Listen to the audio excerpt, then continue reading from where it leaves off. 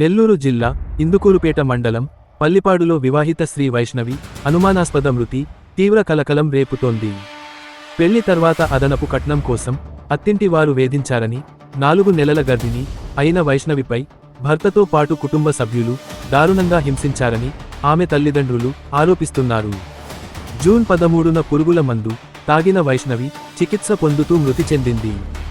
కట్న కానుకలు అపహరించారని, నిందితులను రాజకీయ ఒత్తిడితో పోలీసులు కాపాడుతున్నారని కుటుంబ సభ్యులు ఆరోపించారు.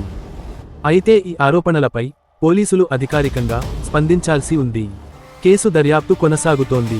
మా పాప పేరుండి నెల్లూరు శ్రీ వైష్ణవి.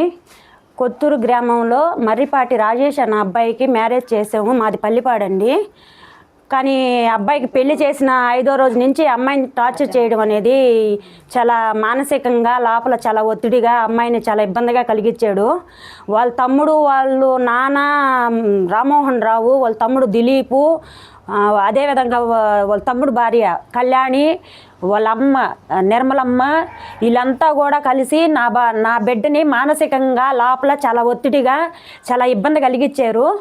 అదే రోజు ఇప్పుడు 4 సార్లు అమ్మాయి పెళ్ళైన కాడి నుంచి 4 సార్లు గొడవలు జరిగి పెద్ద మనుషుల తరపున కూడా మేము పంపించి విధానం కూడా చేసాము. కానీ మళ్ళీ కూడా అమ్మాయిని మెడబెట్టి గంటేసి కుతుకు పెట్టుకొని గందరగోళంగా చేసి అమ్మాయిని కట్నాలు తెమ్మని కూడా వేధింపులు చేయించడము. అదేవిధంగా మేము పెళ్లి చేసేటప్పుడు 5 లక్షలు కట్నం ఇచ్చి 12 సవర్లు బంగారు పెట్టి మేము చేసాము. అయినా కానీ ఇంకా కూడా మమ్మల్ని ఇట్లా ఈ విధంగా కట్నం తీసుకురమ్మని ఏదో డబ్బులు ప్రెజర్ చేసి అమ్మాయిని, అప్పటికి అమ్మాయి వచ్చి అడుగుతున్నప్పుడు కూడా మేము కొద్దో గొప్ప ఇచ్చి పంపిస్తా ఏదో సర్ద పెట్టి చేస్తుండేము. అయినా కానీ అమ్మాయిని చాలా ఇబ్బందిగా మానసికంగా ఇబ్బంది కలిగించి 4 గోడలు జరిగే విషయాలు కూడా బయట తీసుకొచ్చి పబ్లిక్ చేయడము. వాళ్ళ తమ్ముడు ఏంటంటే వాళ్ళ అన్నబోధులు నేను సాటిస్ఫై చేస్తాను, మా అన్నబోధులు నీకు నేను శారీరకంగా కూడా నేను చెప్పి అమ్మాయిని అడగడము.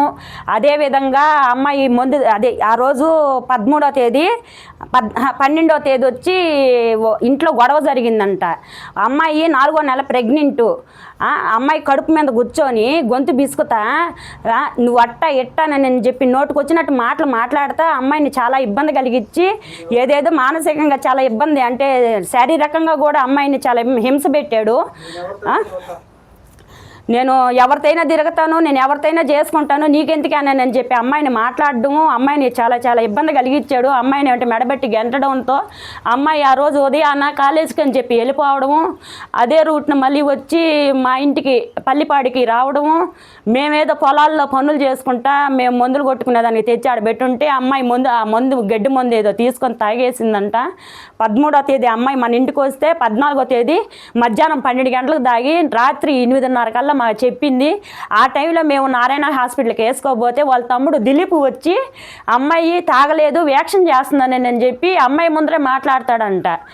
వాడు వచ్చి అదేవిధంగా రాజేష్ అనేవాడు వాడు వచ్చి అట్నే మాట్లాడతాడంట. వాళ్ళ అమ్మ వాళ్ళ నాన్నోళ్ళకి ఏం పట్టినట్టుకు పెద్ద ఇదిలో అంటే అమ్మాయి యాక్షన్ చేస్తాం, మాకు డబ్బు అంత ఎక్కువైపోయి మేము యాక్షన్ చేస్తున్నాం. ఆ విధంగా నాకు నా బిడ్డకి న్యాయం చేసే విధంగా ఎవరు కూడా పట్టించుకునే విధంగా ఈరోజు నా బిడ్డ చనిపోయినా కూడా ఒక ఈడియో వాళ్ళని కానీ ఎవరిని ఒక పేపర్ వాళ్ళని కానీ పోలీసు వాళ్ళు స్ట్రైక్ మీద తీసుకున్నారే కానీ మేము వేస్తామని అన్నారే కానీ ఇప్పుడు కూడా ఈ రోజుకి కూడా పేపర్లో ఒక పబ్లిసిటీ అనేది చేయడం కూడా ఇప్పటికి ఈ రోజుకి లేదు. అదే వాళ్ళ నలుగురు వాళ్ళ అబ్బని వాళ్ళ నాన్నని వాళ్ళ తమ్ముడిని వాళ్ళ తమ్ముడి భార్యని సేవ్ చేసేసి ఈయనొక్కడిని స్టేషన్లో పెట్టి వీడికి రాజభోగంగా జరుగుతున్న స్టేషన్లో ఒక సీఎం కదా ప్రొటెక్షన్లో వచ్చినట్టు వస్తున్నాడు. అమ్మాయికి కర్మ చేసే దానికి కూడా మేమెందుకు చేస్తామో తీసుకొని వాళ్ళ ఇంటికి పొమ్మని చెప్పని నేను మాట్లాడుతున్నాడు. మా వాళ్ళు పెద్ద మనుషులు అడిగితే అప్పుడు ఏదో బెదిరించి చేస్తే అప్పుడు తీసుకురావడం, ఆయన ఒక హోమ్ మినిస్టర్ వచ్చినట్టు తీసుకొస్తున్నారు ఈ పోలీసులు అంతా కలుసుకొని. మిగతా వాళ్ళకి ఎందుకు శిక్ష పడడం లేదు? వాళ్ళందరినీ అంత సేవ్ చేసే వాళ్ళు ఎవరు? ఆయన మండల అధ్యక్షుడు అంట. ఆయన ఎంతవరకు ఆయనకేం పిల్లకాయలు లేరా? ఆయనకేం ఆడపిల్లకాయలు లేరా? ఆయనకేం బాధలు లేవా? అదే నా బిడ్డకు జరిగినట్టు ఆయనకి జరగకుండా పోతాయి అనుకుంటున్నాడా? ఎట్ట చేస్తాడు? ఆయన వాళ్ళని ఎట్ట సేవ్ చేస్తాడు? రాజకీయ పరంగా చేసి వాళ్ళంతా వాళ్ళ ఫ్యామిలీలు అంతానే సేవ్ చేసుకొని ఆ విధంగా చేస్తున్నారు సార్. ఈ రోజు నా బిడ్డ చనిపోయినా కూడా ఒక కంటి నీటి వాడికి అసలు ఏ ఫీలింగ్ అనేది లేకుండా, ఒక కంటి నీళ్ళ సుక్క అనేది విధానం లేకుండా నా బిడ్డ ఆ విధంగా శాపం మీద మునుకున్న కూడా వాడు ఒక రౌడీగా ఉన్నట్టు ఆ విధంగా ప్రవర్తించేవాడు. వాడు ఇంకా మానసికంగా నా బిడ్డను ఏ విధంగా హింస పెట్టుంటాడు. అమ్మ ఎమ్మెల్యే మేడం, నువ్వన్నా నాకు న్యాయం చేసినట్టు, నా బిడ్డకి నాకు న్యాయం చేసినట్టు చేయడమ్మా. అదే నేను కోరుకుంటున్నానమ్మా. ఇక్కడ ఎవరు నాకు న్యాయం చేసినట్టు ఎవరు కనిపించడం లేదమ్మా. నా పేరు స్వరూప, మాది పల్లిపాడు, ఇందుకూరుపేట మండలం. మా ఊర్లో వెంకటేశ్వర్లు అనే కుమార్తె శ్రీ వైష్ణవికి వివాహం జరిగింది. అమ్మాయిని అల్లారు ముద్దుగా పెంచుకున్నాడు. చిన్నప్పటి నుంచి అగ్రికల్చర్ చదువు నేర్పించాడు. ఎక్కడెక్కడో అప్పులు చేసి అంతా చదివిచ్చాడు. అలాంటి అమ్మాయిని పలానా అబ్బాయికి రాజేష్కి ఇచ్చి పెళ్లి చేశాడు. ఇప్పుడు నిప్పులు పోసుకున్నారు వాళ్ళు.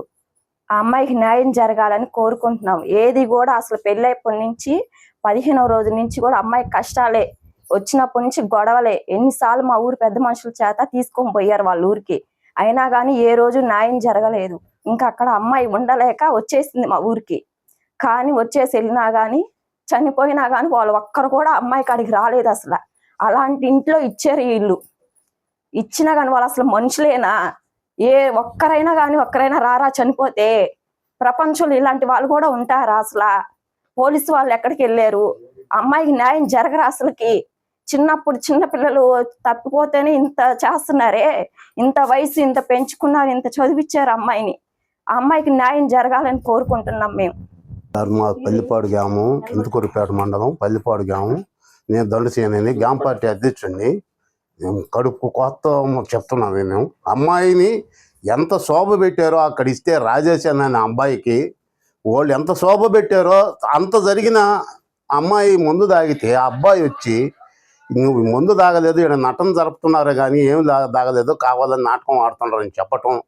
ఆ అబ్బాయికి నేను పవన్ రెడ్డి గారు ఫోన్ చేసి, సార్ ఇటు జరిగింది మీరు రాండి అని చెప్తే, అసలు ఆయన ఇంతవరకు ఫోన్ చేసి మాకు ఇంతవరకు ఇన్ఫార్మ్ చేయకుండా అసలు ఏం జరుగుతుందో వాళ్ళని సేవ్ చేసుకుంటున్నాడే కానీ మా మందలు అసలు పట్టించుకోలేదు. అమ్మాయి మందలు ఎట్టో అనివార్యం జరిగింది, అమ్మాయికే పట్టించుకోవాలనే చెయ్యాలనే అనేది లేదు. ఆ మేడంకి చెప్పుకుందామంటే, ఎమ్మెల్యే మేడంకి చెప్పుకుందామంటే మేడం లేదు ఊళ్ళో, నెల్లూరులో ఎక్కడ లేదు, ఆమె బయటకు పోందంట. ఆమెకు చెప్పుకుంటాం కదా, మేము పోయి చెప్పుకుంటాం, మాకు న్యాయం జరిగేటట్టు, అబ్బాయిలకి అమ్మ వాళ్ళందరికీ శిక్ష పడేటట్టు మాకు కావాలి. శిక్ష బాగా పూర్తిగా పడాలి వాళ్ళకి, దాన్ని అనుభవించాలా.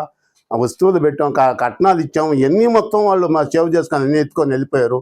వస్తువులు ఎత్తుకొని పోయేసారు. అసలు బీరువా బగలు కొట్టేసి బీరువా లేదు ఏమీ లేదు అనేది, వస్తువులు ఉన్నాయని చెప్పి అబ్బాయి పోలీసులు తీసుకుపోయి తెస్తానని చెప్పి పోతే బీరువా తీసేసి ఉంది, ఇప్పుడు వస్తువులు లేవు అని చెప్తున్నారు. వాళ్ళ ఇంట్లో వస్తువులు తీయాలంటే వాళ్ళు తీస్తారు కానీ మేము అందరం తీయలేం కదా. మేము పోయి పోలీసులు తీసుకుపోయి తీస్తానని చెప్పి తెస్తాము, మమ్మల్ని పోలీస్ స్టేషన్ కాడ పెట్టి వాళ్ళే పోయారు.